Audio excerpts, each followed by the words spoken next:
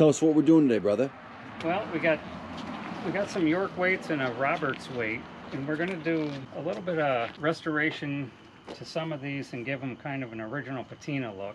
But what we're going to do is something unique to these 15s, this 10, the 85s, and the 55s. We're going to do our best to give it an original patina look so they don't look restored. These are the way I got them. Somebody's taken all of the paint and the finish off. It's not the look that I'm after, so we're going to go after them. This one here is a little bit more rusty, so it's going to need a little more prep work. Has some of the original paint, and we're going to try to preserve that. This is really light. All we're doing is taking off the rust. This is a fairly quick process. Get the handle real quick. Alright, so that one's prepped good, that one's good, that's good enough. These big bad boys here got a little surface rust because nothing's been put on them.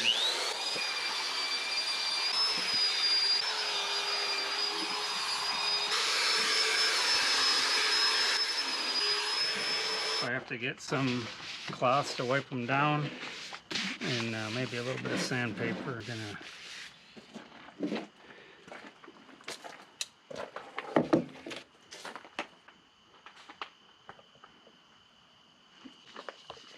So you have sandpaper?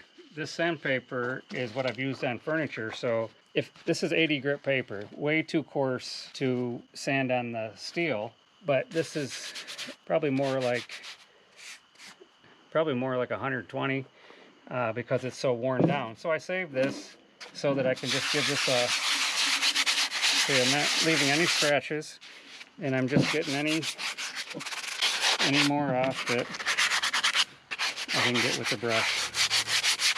Oh yeah, pre-USA. See, there's no USA stamp on the bottom. Pre-USA stamp. Yeah, and I think this is probably a good example of a USA stamp. One is not better than another. It's just this one was made later. So the USA stamp would have been mid-70s to 80s. And these could have been 60s up to mid-70s. They could be 10 minutes apart. They could have made these on a Monday, and then next Friday these were made. It's hard to tell. Look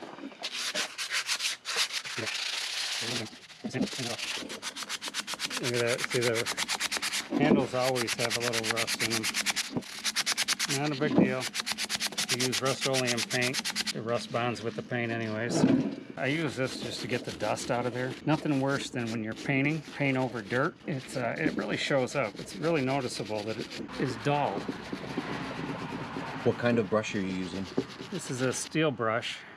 They make them in brass. Actually, sometimes I prefer the brass. It's better for the metal.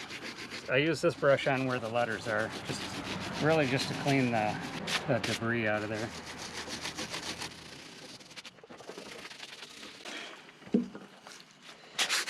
Probably the prep time on everything that's on this table is 30 minutes.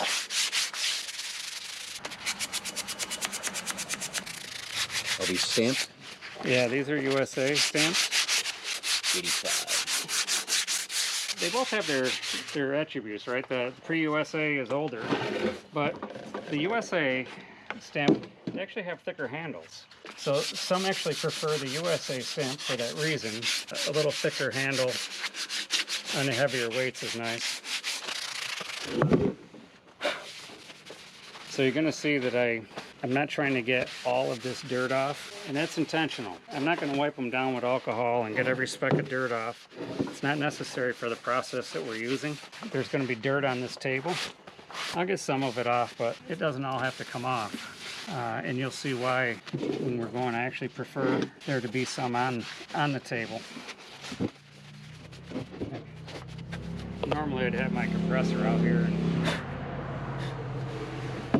So we always paint the bottom of a dumbbell first. I have these pieces of wood just to hold it. I'm on a slant purposely. The dumbbells can only roll one way, so I just want to leave myself enough room so I can get in there with the paint.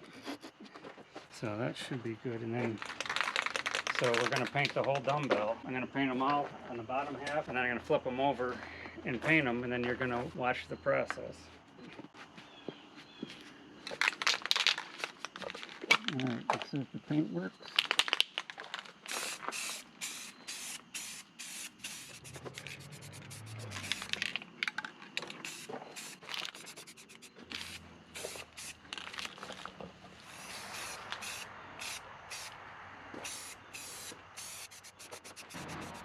this is what we do. So I'm rubbing the paint in. I don't want to leave all the paint on. Gotta roll them around.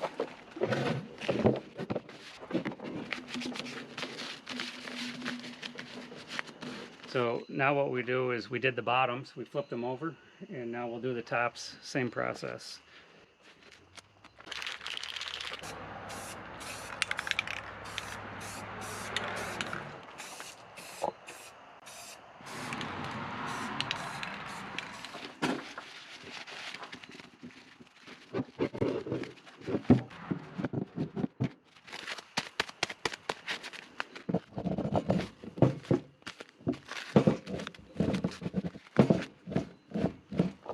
The big boys.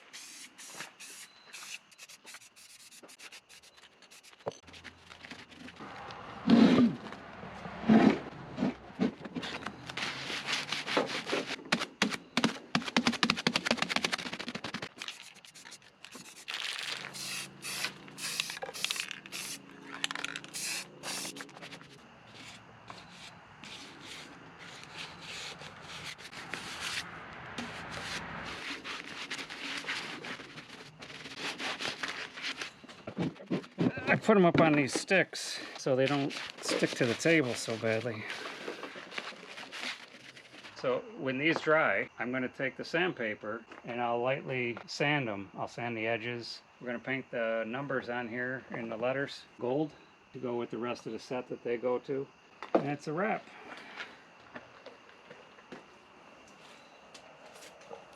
Taking some of the shininess of the paint off that we put on it to give it more of an original patina.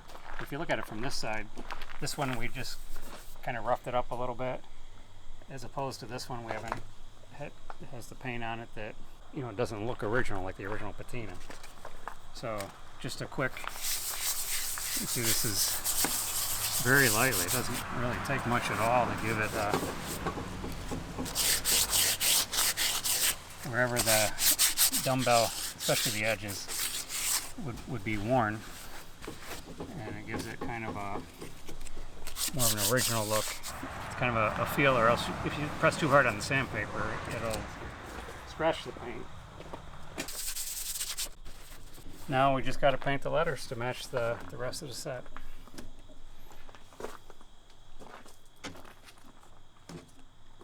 This is not what was on there original, but it's a cool look.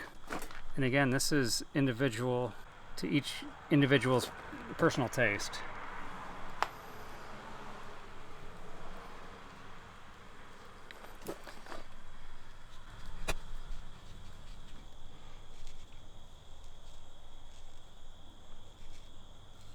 The gold, it's more of a vintage of the time. York actually used gold on their 100-pound kilogram plates, and some of the York milled plates, there was a gold set, really nice. But the gray lettering is more of a modern color.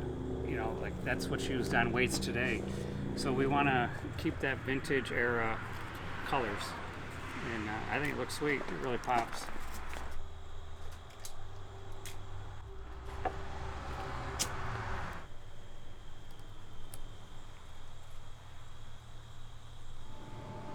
These were the 10s we did the other day.